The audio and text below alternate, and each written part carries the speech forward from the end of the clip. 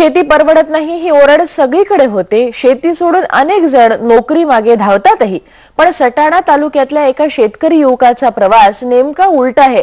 त्याने नोकरी सोडली आणि शेती स्वीकारली, आणि तीही फक्त स्वतःसाठी नाही तर स्वतःचं गाव सुधारण्यासाठी।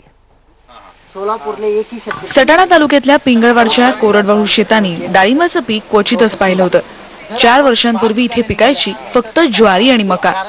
पण याच गावातले देवाजी नोकरी सोडून गावी परतले, ते गावाचा कायापालट करायचं ठरवूनच। नोकरीमध्ये काही आउटपुट नाहीये आणि जर तरुण शेतकरी, सर्व ग्रॅज्युएट शेतकरी आहेत आमच्या परिसरातले, त्याच्यात त्यांनी जर डाळिंबाग व्यवस्थित केला तर 1.5-2 लाखापर्यंत चांगल्या पद्धतीने उत्पादन त्यांना नफा मिळू शकतो। आणि त्याच्यामुळे त्यांचं अट्रॅक्शन जे शहराकडे जाण्याचं होतं ते खूपच कमी झालेलं आहे। स्वतः डाळिंबाची बाग फुलून त्यांनी हे सिद्ध केलं।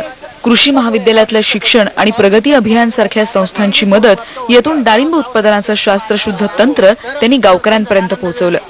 म्हणूनच इथले शेतकरी आज लाखोंच्या घरात हिशोब करतायत।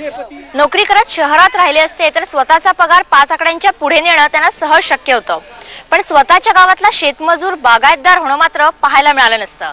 देवाजी अहिरेंचं वेगळेपण नेमकं ह्याच्यातच आहे। याआधी शेतमजुरी करणाऱ्या शिवाजी अहिरेंना दिवसाकाठी मिळत होते केवळ 50 रुपये। अहिरेंच्या मदतीनं आता त्यांनी स्वतःच्या बागेत तब्बल 9 टन डाळिंबाचं उत्पादन घेतलंय।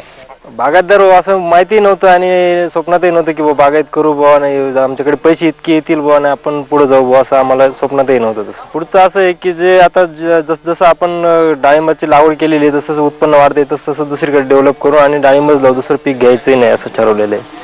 परवडत नाही म्हणून लोक शेती विकतायत, तर इथे शिवाजी सारखे रोजंदारीवर जगणारे नफ्यातून शेती वाढवतायत। लहान शेतकऱ्यांना बागायतदार केल्यावर आता अहिरेंचं स्वप्न आहे सर्वांनी मिळून ॲग्रो सर्व्हिस सेंटर उभं करण्याचं। व्हिडिओ जर्नलिस्ट हेमंत बागुलसह दीप्ती राऊत, IBN लोकमत, नाशिक।